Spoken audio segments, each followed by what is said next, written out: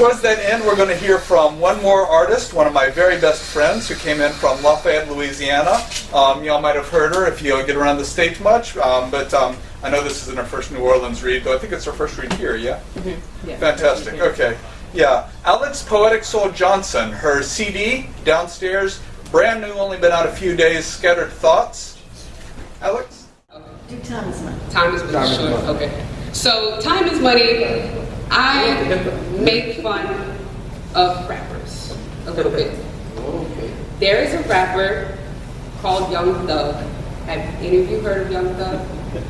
Okay, good. We don't need to hear of Young Thug. Young Thug, however, is the king of onomatopoeias.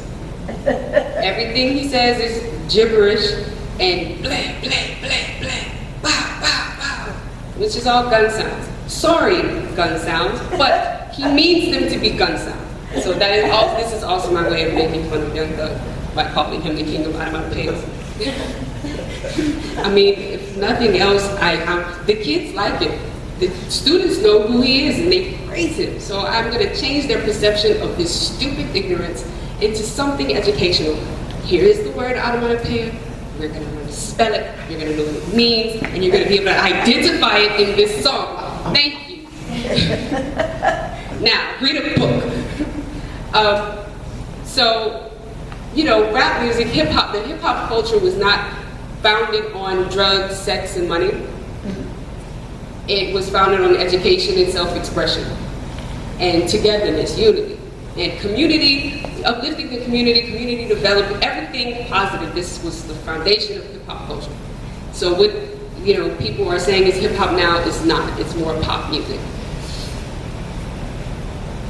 Time is money, money is time. I can't get over this. And the harder I grind, the longer I stand content. I handle business pressed against the fence, never broken, only refined. Defined by the residue left from this ballpoint I grind, and people be looking at me sideways, screw-faced, like, yo, who is this chick? Oh, her name's PoeticSoul. Well, ain't that something? Lame old poet brought a pencil to a gunfight, she about to get knocked off. Cause that just doesn't roll right with trust. Trust, I hold tight. I spit verses to help you think past your double cup so you straighten up your mindset. Now look, I see I got you a little confused, and it's all right. I had to pull you offside, you know, get you out your limelight. Now, go ahead, tighten up your bootstraps so you can keep up with this and let these words fill up your palms to turn fists into powerful fingertips. So that everything you touch turn into the main attraction. Instead of spitting reckless bullshit while the track spins now. Let's take a moment to remember back when good music wasn't based off a catchy hook, but lyrical content. And heavy bass lines vibe with the movement of your feet, while strumming melodies against the patterns of breakbeats. All crafted to tell stories of peace and unity. And the body rock? The body rock had nothing to do with a bullet against your chest, matter of fact, head busting. Head busting meant that your music was the best. And Molly was just that little dingy girl down the street, always talking about how I can't stand the rain against my window, instead of how many she could throw back to escape reality. Yeah, I remember back then, back when the only thing that mattered was how the music got you lifted. Not just the density of your blunt, or how many females let you fuck. And the rappers actually took the time out to read a book. And when you use a big word, you leave them shook like, yo man, you hear that? She just hit us with some intricate bars. Had me counting metaphors, syllables, and similes like they was some dang stars talking about. And while you imitating Al Capone, I'll be Nina Simone and defecate all on your microphone. Ready or not, here I come, you can't hide. I'm gonna find you and make you want me and peace. But now all rappers be talking about is Papa Molly, I'm sweating. Ooh, Papa Molly, I'm sweating. Hold up. He really made a song and said he's sweating. Son, you sweating? You're sweating. Okay, son, you're sweating and that crap's not even hot. You're trying to spit bars about how you need to take a bath and stuff? And how you got all your friends with you and now you're on some savage stuff? I don't understand. Look, When Rakim hit the mic, he aimed to blow our brains with conscious politics. Penetrate our thoughts because our art defines our legacy, and we should take pride in it. Now look, I don't spit bars, I spit columns. You're gonna have to think real hard just so you can swallow hard. Because if hip hop keeps going like this, our culture is gonna fall apart. Thank you. So this next piece is called Childhood Fantasies. This is on my album Scattered Thoughts. I wanted to, talk about a variation of things. I like to teach lessons. I like to learn lessons. So I feel it's important that we talk about these emotional things that impact us as individuals. We all relate in some way, even though we have different situations. We have a lot of similar emotions, that we should learn to deal with so we can live in a better world. I think a lot of us, 98.9% of us, walk around this earth kind of angry. That's why we don't get along so well sometimes. New Orleans, it's a beautiful face, but there are so many people that are just, their spirits are injured. So this is Childhood Fantasies.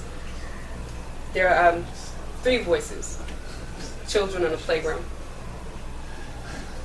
I heard 2 shots in my neighborhood today, and now none of my friends want to come out and play.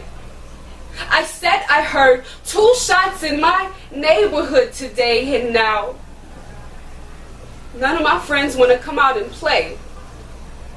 Well, why didn't you come outside today? Well, I came home from school and I went straight to my room and I locked the door behind me. I thought maybe today I'll try a new place and hopefully he won't find me. And I daydreamed for hours of peppermint flavored clouds and me and all our friends shoving candy in our mouths, and my daddy was there and he sat me on his knee and he said, "I love you, baby girl, and if I could, I would give you the world." But then my fantasy was interrupted by my reality and I heard him calling me. "Baby girl, open the door. Baby girl, open the door." And I heard the sound of my door hitting the floor. Well, I even dreamt I was in a beautiful pink dress, only fit for daddy's little princess, and daddy covered me in candy-coated kisses and touched me in places not meant for daddy's little princess. And sometimes I just wish I could hide in my fantasy forever and my daddy not be there. Does your head hang low with your knees placed on the floor? Do you tell your broken heart I won't suffer anymore? Does your soul scream loud so the angels hear you cry? Do you need a new place to hide? And what about you? Well, I woke up for school and I put on my favorite outfit. But when I got there, all the other kids made fun of it. They called me fairy and queer. But I just ignored it. And I daydreamed I was in a beautiful white dress, and all the people in my kingdom, they called me Empress. And I was laced in beautiful jewels. And that's all I could think of on my way home from school until my knees buckled. And I hit the ground. And all I remember is this really loud sound and boys screaming faggot and queer, and feet bashing me in the head, and blood flowing out in the stream. But in my fantasy, my servants served me ice cream with the strawberry glaze, and they told me that today, finally I could stay, and now I never have to leave my fantasy again. Does your head hang low with your knees placed on the floor? Do you tell your broken heart I won't suffer anymore? Does your soul scream loud so the angels hear your cries?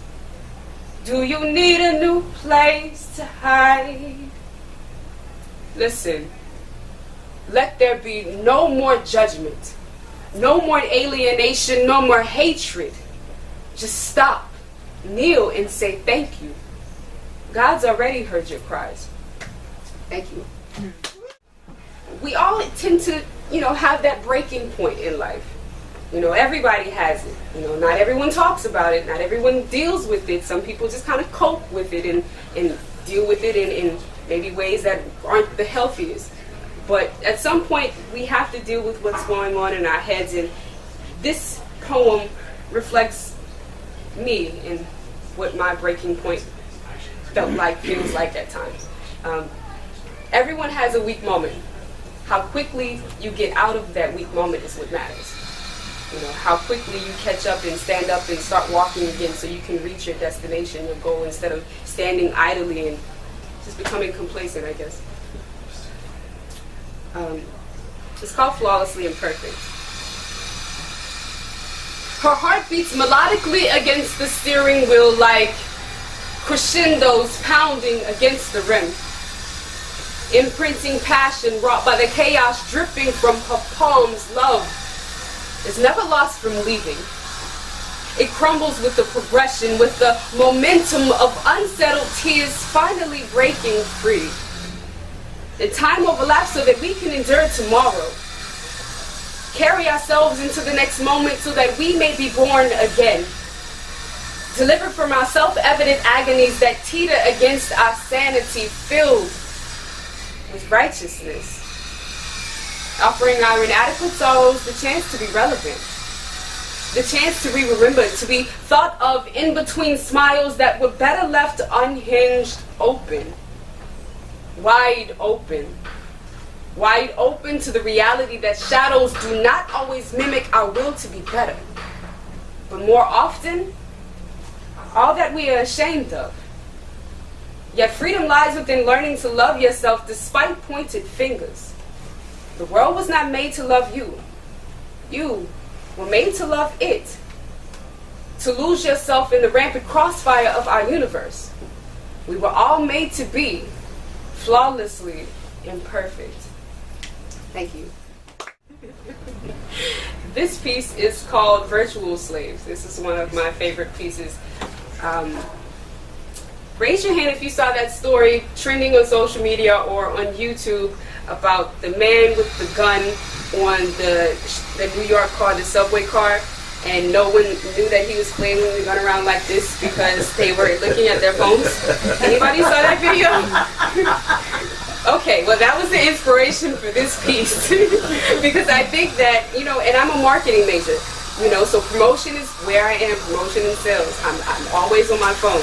I get it, but I will look up. I will not get shot in the face by some crazy man just because Facebook, I heard click, click, click. No, it's not that important. So this piece is, like I said, entitled Virtual Slaves, and it's about people staying too deep into technology. We breed slave mentalities. Bound by the limits of our cultural capacity, we've been broken down into systematic subsets. A virtual conglomerate filed by codes and sequences, we've left our natural land to burn. Replaced cowbells and roosters with tweets. We've reprogrammed our destinies, falling from our heritage as we upload our souls into a cloud that looms over our freedom.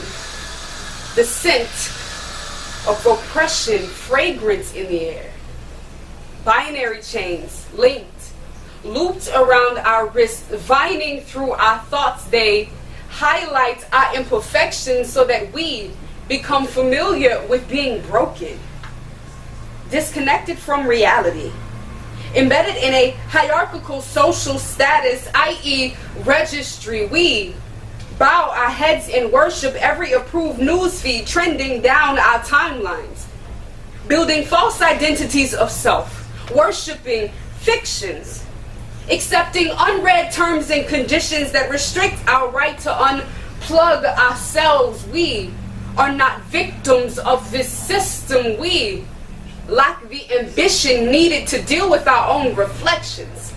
Hell, we can't even like our own Facebook status. Quoting the fatality of the minute like Bible verses. Data linked with Trojans, we in cold war in ourselves. believing all that is seen and followed by the masses, snapping each moment, extending vines like tethered nooses. We have learned to lynch ourselves, committing to global suicide. Thank you. This next piece, Jonathan talked about Victor White. There was a march. It's been about a year, huh? Yes. We did the march. Yeah, it was one of the most amazing experiences I've ever had to do a march with police brutality. And then we ended up doing a die-in, and, on Ambassador McCaffrey in Lafayette, one of the busiest streets, if not the busiest street in Lafayette.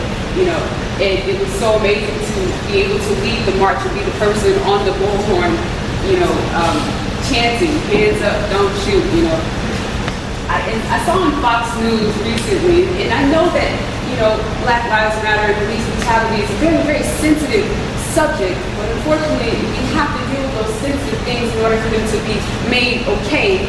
I saw something on Fox News, and the lady was like, I wish those black people would stop talking about this. It's like, wait a minute, how can you tell me that? I mean, I know you don't understand personally because we're different, yes, but we're still people and everyone has a problem. How would you like it if I said your problem was irrelevant? You won't understand my problem 100% because you are not me, but you have something. Something that hurts you, this hurts me. It's relevant. This is your problem. But I wrote this piece on police brutality. It's called The Policy. It's also in the album. And I chose to take it a different route because police brutality is not just black people. It's everyone. It's male, female. I saw a man in a wheelchair get knocked over by a police officer. That's police brutality. It's not just about black people. It's a wide scope of people. It's everybody. So I thought to address it that way. And it specifically talk to the police and ask them nicely instead of being, overly aggressive. You hide behind your policy. Like this system was made to salute you overstepping boundaries. Like these barricades were made to set the world behind your presence. Like my life meant nothing against the fake gold pressed against your badge. Let the silence resonating from my body hold your insecurities like oil.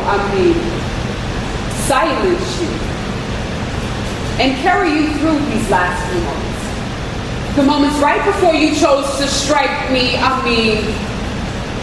gun me down.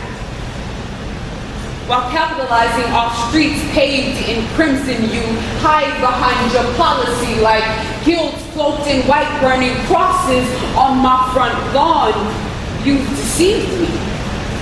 You took an oath to protect yourself, to value the lives of the people as much as you value your own. The color of my skin should not determine if I'll take another breath. The virtue of my womanhood should not be compromised in exchange for my safety.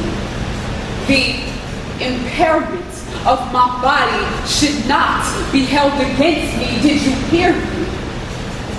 I can't breathe. Did you even count the bullets as they barreled into my backside? 1, Robert Kent. 2, Marshawn Pitts. 3, Brian Stern. 4, Sophia Salva. 5, Amadou Diallo. 6, Rodney King. 7, Victor White. 8, Pearl Person. 9, Tamir Rice. 10, Michael Brown. How long did it take you to realize that I was unarmed? And there has to be a way for us to end this peacefully, for us to overcome like being an example for change. To the officers that remove the blindfold from Lady Justice's eyes, I implore you, please, put down your guns and allow the silence to resound within the barrel so that the world be reminded of why We call it a peacemaker. Thank you.